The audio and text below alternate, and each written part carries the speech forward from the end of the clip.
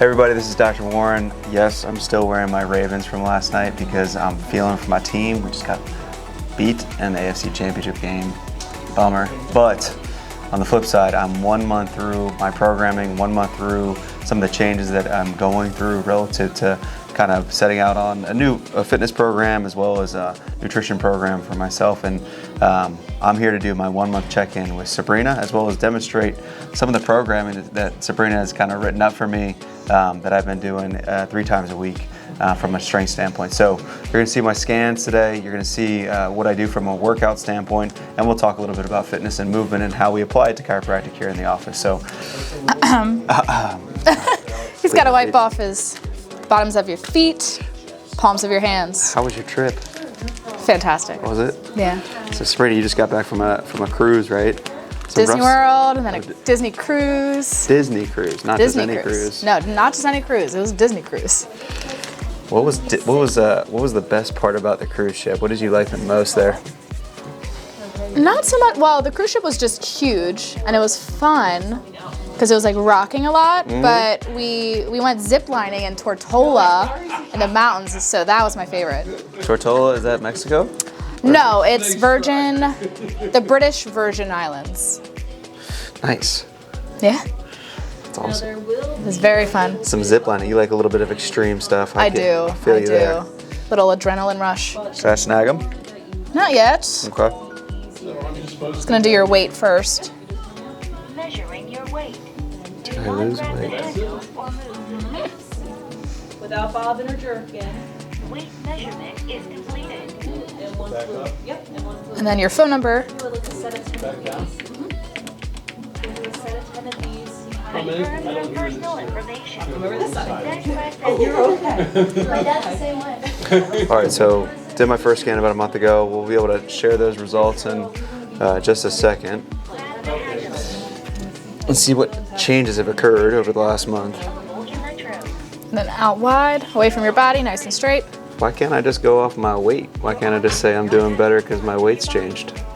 Well, this will go over your body composition, so go over your skeletal muscle mass, see if it decreased, stayed the same, increased your body fat mass, and overall weight. So one of the things that we kind of, am I not supposed to talk? Don't talk. Oh. Not just yet. What are you trying to hit, Mom?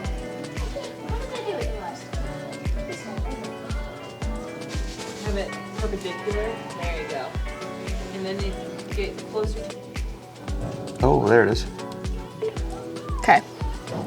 Oh. Oh, you can put that down. Oh. Body fat percentage went down. It's good. It's good. That's good. This is good. pumped. Dr. Warren, amazing. Come on. Come on All right. now. So, I dropped from 19.7% to 16.5% body fat percentage. I went up in muscle mass from 91.7 to 97.2. And what I was kind of jumping into a little bit before with my first scan, my weight actually went up a little bit. That's okay. My indicators of health, like understanding really, like not just standing on the scale and like, oh man, I feel great or feel terrible about what's going on in my health based off of one number on a scale. It goes so much farther than that, even beyond this, let's be real. But this is, I think, way better just to kind of lean into this a little bit and understand these numbers. And then when we go in there and we look at visceral fat, I'd want to see a shift there as well. So. Awesome job, Dr. Warren. Come on. Come on now. Let's go. All right, so I'm going to work out and I'm going to tell you a little bit about what I'm doing during this time. And Sabrina, I'm grateful for you and all the impacts that you have on the people that are coming in here relative to the changes you're seeing here as well as just changes overall. So, and all the awesome trainers out there that I know do that on a regular basis. So.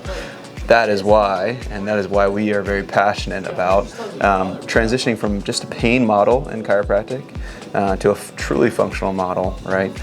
Where we incorporate strength training as well as rehabilitation with our patients, and then and I'll say that we go a step further by having a nutritional component as a support too. So, thank you. All right, so. Welcome back in. We are getting ready to start a workout here. I'm going to show you kind of my sets and reps of what I'm doing, and and my prep work for it. And while I'm doing that, I'm going to kind of talk a little bit about some of the things that have kind of led me up to this point in terms of some of the changes that you saw. And I think that all things considered, that's pretty drastic change for me in just a month's time. And I think by far the biggest portion of what created that change for me was nutrition. Was where I thought I was pretty good. I cook a lot of my own meals. However, just in terms of the quantity and quality of what I was eating, and just getting a lot better about that, and also removing certain things that I just don't eat on a regular basis right now. So with the 75 Hard Challenge and what the team is doing, alcohol is a component of that. That's definitely, there's a lot of calories in drinks. And then I took away red meat and pork from the majority of what I do relative to day-to-day meals. I still, once or twice in the last month, and I don't think that it's bad, I just wanted to really kind of see, and I got blood work done as well, see if I can make some positive impact and changes on cholesterol numbers as well as other factors in my blood chemistry. So in the beginning of all this stuff, I did blood work, I did an in-body scan, and then I made a commitment to really make a change. And I think that with that commitment, I've just kind of dialed in on other areas of my life, whether it's the quality of my sleep that's changed. Dr. Alex got me on these ice baths that I'm taking, and I'm researching and learning more about how those are beneficial from a recovery standpoint, and I think that's also played a role. So, to put it frankly, I've kind of gone to war with myself in a good way, and I'm here at this point. I'm happy with the progress. I want to see this over the next 2 months continue to get better, and then beyond that, I really want to make sure that I lead forward with, for my patient's sake as well as for my family and myself's sake, to continue to practice some of these habits that I'm picking up through this time. So, yeah, one of the hardest ones I think for me, because of the ritual of it, was coffee, and I've definitely broken that fast a couple times, probably 4 times now. I've had a coffee, and it was more so in the setting. What I'm trying not to realize or to rely on is the morning routine, just thinking I need that to get started. And a workout or an ice bath, or even just reading and being just shifting my mindset to being like, I got plenty of other things that get me going, especially this place. So I'm gonna start with some prep work for my workout. So I'm gonna go through 2 different areas of the body. I'm gonna hit core, and I'm gonna hit my shoulder girdle. This is kind of a take from DNS and using some of their concepts as well as exercises. DNS, if you follow Peter Attia, he's probably the more popular person in the health space right now talking about DNS, but it's definitely been very helpful for my practice in rehab. So with this movement, I use this exercise ball in between hand and knee. I drive across, I maintain a flat back, I breathe low, and I maintain the tension as I reach. And this is just your simple dead bug with a ball in between. Again, I'm bringing my knee and my hand at a diagonal angle towards each other, and I'm reaching. That just kind of locks my core in a little bit more, gets some engagement, and I'm just maintaining as best I can a relaxed movement while maintaining tension in my core, right? The tension gets created reflexively, and I make sure that my diaphragm, my breath work is as lined up as it can be through the movement. I inhale on the reach, I exhale together.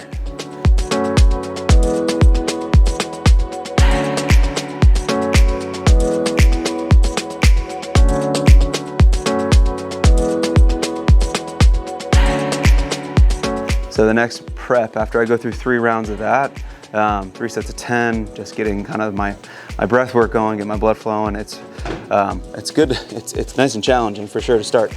I'm gonna go over into a side oblique roll. I'm gonna work on my shoulder girdle, my rotator cuff muscles, everything really, as well, while maintaining good stability through my trunk.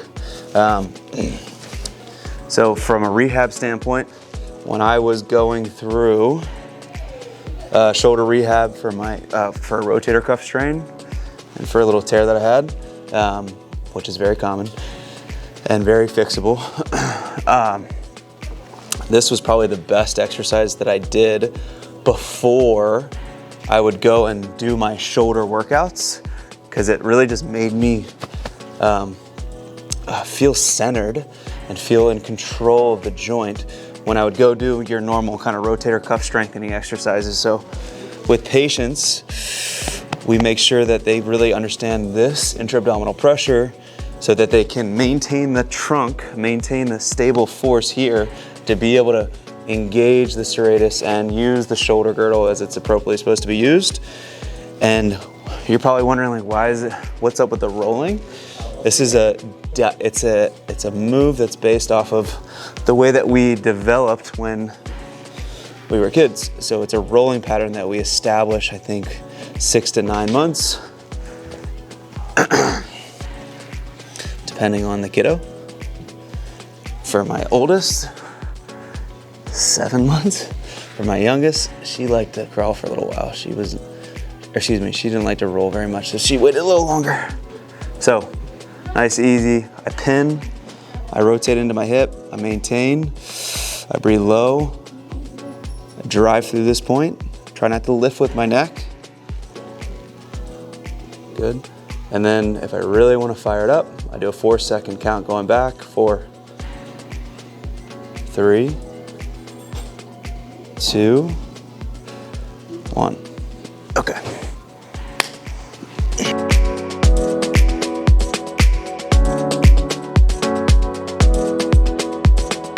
So just got through the warm up, right? And cycle through the dead bugs as well as the oblique rolls. And if you go down a little bit of a deep dive on DNS, you'll see a lot of different exercises based off of that dynamic neuromuscular stabilization.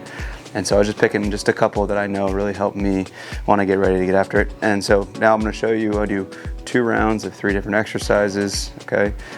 Each round consists of 3 sets of those 3 exercises. So I got 1, 2, 3 coming up. 1 is going to be kettlebell swing, single arm, alternating back and forth. I'll do 10 each arm, just gets my heart rate up. And then I transition into another one that gets your heart rate up, which is the Turkish get up. And there you go. So we're going to start here, and then we're going to be going through some tricep work with some elbow extension. So 1 each hand, nice and slow. I'm going to stop talking.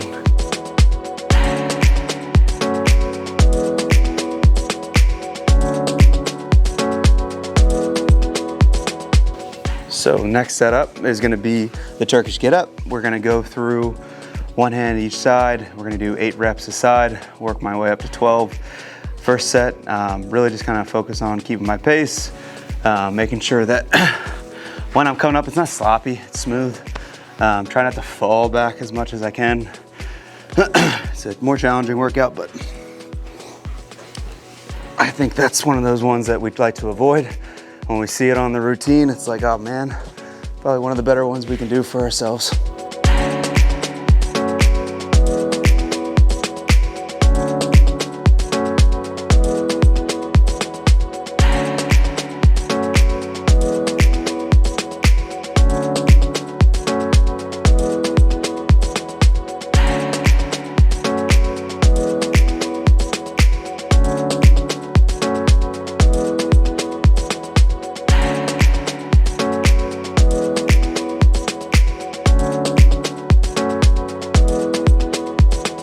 All right, so next, 3 sets of 10 tricep extension. So I cycle these exercises through.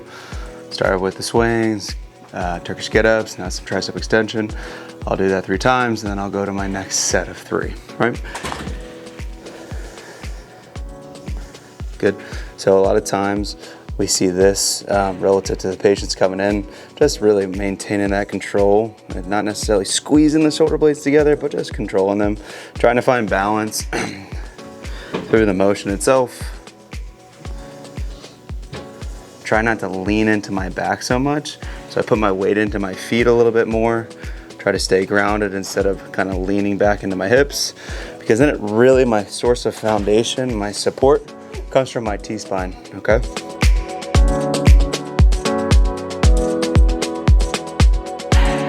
So coming back to this concept of really trying to find balance through the motion, ease through the motion. I think you watch some of the great athletes move. The reason they look so smooth and effortless when they're doing it is because they're just using the whole system as it was made to be used from a biomechanics standpoint. So what I mean by not overstressing my back or my neck in this position when I'm doing this elbow extension exercise is I'm trying to find some, I'll just call it work to make it simple, some work from my hips, some work from my feet, some work from my core, and so that everything is a part of that motion as it can be. And so training people, like, that's kind of where I got my start, and which is why I love the biomechanical side of this area of health, is because I just got to watch people create the stress for what brought them in, right? And so I think we kind of get caught up a little bit on, you need to work out to have a stronger back, or go see a chiropractor, have a better back, or you need to go see a nutritionist to lose weight for your back. It's like, well, depends on the person, and each has its own play, if you will, in taking care of somebody's back in that instance, right? So, but my training came from being over here and watching people move and seeing them be sloppy or seeing them kind of fault at different points of a movement and being like, oh, we can correct that movement pattern, okay? And make it a little more efficient, right? It's not gonna be perfect and they're still stressing that area, but make it more efficient. And then in conjunction maybe with the chiropractic and the dry needling and the PT, gets them into a better place, and then they start to lose a little weight and they start to feel a little bit better. Their cardiovascular system is improving because of that. They're less inflamed. Their immune system isn't overreactive to everything. Maybe they can have a better back too if we just compile all those things together. So I digress a little bit, but I came into this space, into this world of healthcare through this area here. And so when I was in chiropractic school, I'd find myself in the rehab club. I'd find myself getting my master's in sports science and understanding these things a little bit more so that I can just have the energy, if you will, during the conversations that I have with patients to be like, hey, just gotta push yourself a little bit outside your comfort zone. Try this space out, work into a pattern. Of course it's hard in the beginning, it's the toughest time to change something. You're most uncomfortable then, whether it's a mental thing or a physical thing. Be consistent. Some things take a lot longer than others, especially when you've been chipping away at it for years in a tough way. So I can relate to that personally, and then I hope that if you're hearing this message, or for my patient's sake, that they take that and run with it. So, all right, so I demonstrated those first 3 exercises, and I'm gonna go back and kind of get my workout in here in the next 30, 45 minutes. It doesn't take that long to get through this type of workout. Quick prep. Sometimes I'll foam roll in the beginning too. Sometimes I'll hit a tight area. I'm gonna go back and circle on my quads. My quads are tight. Actually from a pump class that my wife took me to, and I was huffing and puffing next to her. She's 7 months pregnant and she kicked my butt. Anyways, I'm coming over to one of my more favorite exercises to do for patients that have lower back pain, because it does such a good job of allowing us to really get the hips involved a little bit more through the squat deadlift pattern, if you will, right? So this is kind of a combination of both. It's primarily going to be a squat motion, but I would say that this is something that I leaned into pretty heavily relative to rehabbing somebody's lower back when they need strength, when they need stability. And you can kind of see why, like the weight's not in front or behind, it's right by my side. I get to hold on to it here. I can maintain, I can cue people really well in this space, and it's very transferable to day-to-day life. So this is a hex bar. This is that weird looking bar in the gym. You don't know what it's for. There's a bunch of different exercises you can do with this. I'm just going to show you one of them. And relative to this, start with a lightweight, feel it out. Kind of get yourself warmed up a little bit. So I'm starting with this weight, and I'm gonna go ahead and just kind of get my body used to it. And when I'm in this position, I really think about my feet a lot. I wanna push and drive away. I wanna corkscrew into the ground. I wanna make sure that I've got good 3 points of access on my feet. My knees are in a controlled position, not necessarily pushing out, but just in that spot that I would call it in line with the way my femur is moving, not collapsed in. And so that'll put less stress on my medial knee or lateral knee, whatever way. Good stability here, intra-abdominal pressure when I come in. When I exhale, especially when I start to get a little heavier in the weight, I'm really gonna recruit that system so that I am controlling the motion and I'm not overstretching, straining my back. So maintain that stability, drive through. My shoulder girdle isn't getting pulled down, I'm controlling the weight, right? As I lower down, knees bend first, hip hinges, and I lower down into that position, and I'm maintaining here. This, like looking up a ton when you're lifting or back squatting, is it like an attempt at a hack for people to have a straight back so they don't round forward, but it's kind of to the extreme. You don't need to have your head all the way up, just as long as everything's kind of in line. So, and you can go to the side too, Carly, and take a look at that. So here and here, good breath low into my belly, shoulder girdle controlled, drive up, exhale, push my hip through at the top, knees, hips, pause. I don't drop the weight, I control the weight down, control the weight up. Two things that you can focus on with this exercise is squeezing the hell out of the bar and making sure your feet are maintaining those 3 points nice and equally.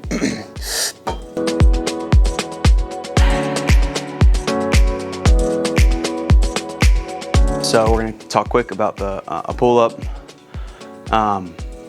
The easiest way I can do this with people is if you can't do a pull-up, start from the top, hold on, pause, 3, 2, 1, okay? Do that a bunch of times until you build up the strength and start being able to kind of get yourself up and down. That's a really quick hack on if you can't do a pull-up. You can introduce that over a period of weeks until you start having that momentum. Also, banded assisted pull-ups are a good way of getting a little help. You'll see those little machines at the gym with the knee support. So the best way I can describe this movement is imagine there's a wall behind you and in front of you, like that scene from Star Wars where the dump thing is coming together slowly, where the trash is getting squished. You're right in between it, but you can't go forward or back.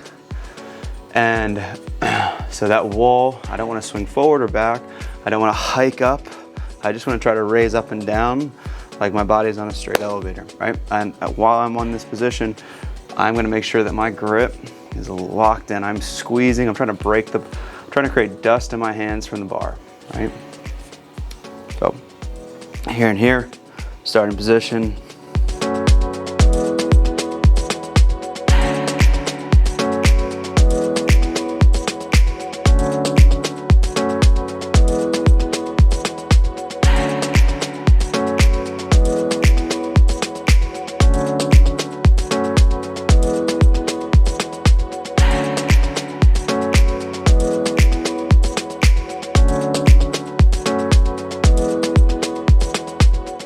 All right, so set of 10, and towards the end of that, you better believe I might be swinging a little bit.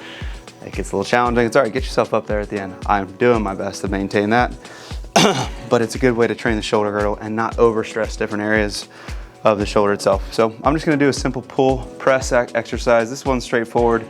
I appreciate you if you follow me on this journey of the 75 hard or some of the things that we're doing in the office that are outside of the normal chiropractic videos that we put out. And if you have any questions or if you're interested in learning more, comment below. Also, if you're watching this video and you're not already subscribed, hit that subscribe button, like this video. We appreciate the support and help. Everyone have a wonderful day.